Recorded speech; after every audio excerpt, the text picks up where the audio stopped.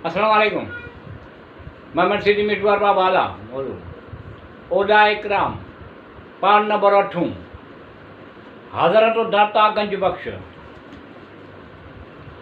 हज़रत दाता गंज बख्श रहमतुल्लाह अलैह जिन जो नालो अली ऐं कुनियत अबुल हसन आहे।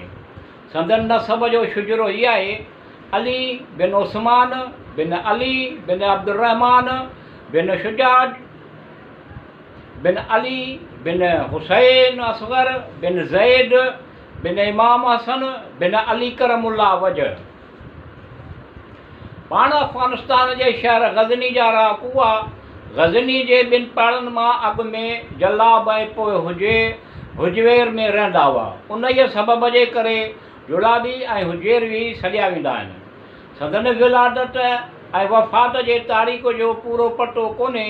विलादत जो साल कंहिं बि पुराणे किताब में लिखियलु न आहे। अलबत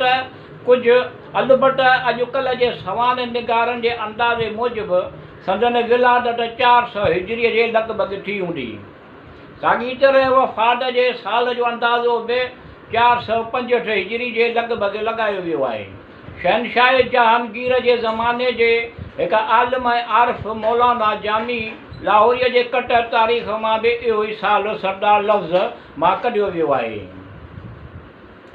साल वसल बर आयत इज़ सरदार 465 हिजरी। संदन मुर्शिद जो नालो हज़रत अबुल फज़ल मोहम्मद बिन हसन खुल्ती हो, जेको पंहिंजे ज़माने जो हिकु बेनज़ीर वली थी गुज़रियो आहे।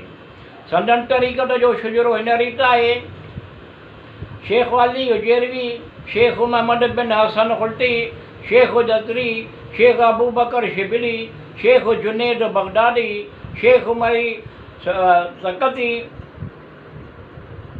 शेख महरूफ करखी, शेख दाऊद ताई, हज़रत हबीब अजमी, हज़रत हसन बसरी, हज़रत अली मुर्तज़ा करमुल्लाह वजह। हज़रत दाता साहिब जिन पंहिंजे ज़माने जे हेठे मशाइख़नि सां क़ुर्ब जूं कचहरियूं ऐं रूहानी रिहाणियूं करे फैज़ हासिलु कंदा रहिया। हज़रत अबुल अब्बास बिन मोहम्मद सकाई, हज़रत अबू अब्बास बिन मोहम्मद सकावी, हज़रत अबुल कासिम बिन अली गरगानी, हज़रत अब्दुल करीम कशेरी, हज़रत शेख अहमद हमादी सरहंदी, हज़रत अबू जैफर मोहम्मद सैदाली, हज़रत अबू सईद अबुल खैर, हज़रत अबू अहमद अलमन मुज़फ़र ऐं ॿिया। खेनि नंढे उमिरि में ई शादी कराई वई हुई, मगर तरफ़ैन जे मिज़ाज में हम आहंगी न हुई ऐं संदसि अहलिया बि जल्द वफ़ात करे वई। पोइ 11 सालनि ताईं खेनि शादीअ जो ख़्यालु ई न रहियो। आख़िरकार हिकु जाइ ते अणॾिठे इश्क थी विया, अणॾिठे आशिक़ थी विया। खेनि शादीअ जो ख़्यालु ई न रहियो। आख़िर हिकु जाइ ते अणॾिठे आशिक़ थी विया ऐं 1 साल ताईं मिजाज़ में मुब्तला रहिया। नेठि ख़ुदा जे फज़ल सां हमेशह लाइ मिजाज़ी हद टिपी हक़ीक़त जे वाडीअ में पहुची विया। पाण सैर ऐं सियाह जा वॾा शौक़ीन हुआ ऐं एतिरो सफ़र कयाऊं जो आम माण्हूअ लाइ उन वक़्तु नामुमकिन हुआ। जिन मुल्कनि में शहरनि में विया उन जी नामुमकिन लिस्ट हीअ आहे: मावराए नहर, आज़रबाईजान, बुस्तान, खुरासान, कमंड, निशापुर, बुखारा, समरकंद, सरहंद, तौस, शाम, बैतुलजन, दमशक, रमला, इराक, बगदाद, फारस, फरगाना, कंद, मीना, मरू, तुर्किस्तान, हिंदुस्तान, गैर मुल्क वग़ैरह। हज़रत दाता साहिब जिन जे लाहौर में अचण जे साल जो पूरो पतो न आहे। मुख़्तलिफ़ मुसनफ़नि जे अंदाज़े मूजिबि 460 हिजरीअ जे लॻभॻि उते आया ऐं हमेशह लाइ रही पिया। लाहौर जो हाकुम राजू सॼे आबादी शहादत जो कलमो पढ़ी मुस्लमान थी। उन खां सवाइ मुल्क जे कुंड कुछ मां माण्हुनि जा जठा अची मुस्लमान थींदा रहिया।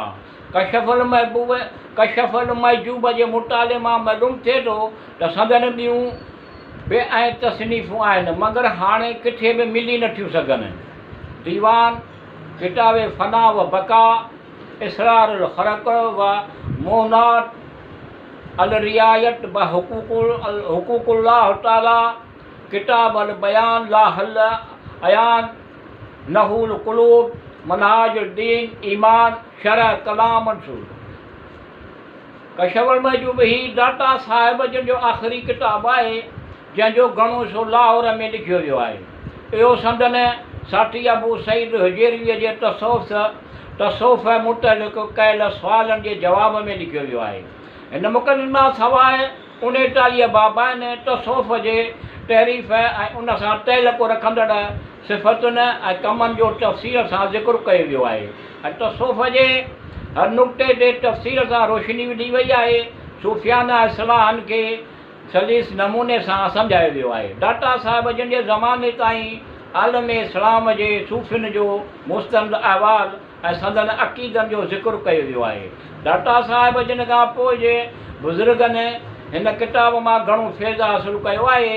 हीअ किताब शरीयत जे मसइलनि तरीक़त ऐं महरिफ़त जे रमज़नि ऐं राज़नि जो हिकु बेबा ख़ज़ानो ऐं अॻुवाणनि वलियनि जी बरकत भरियल अहवाल जो सरमायो आहे।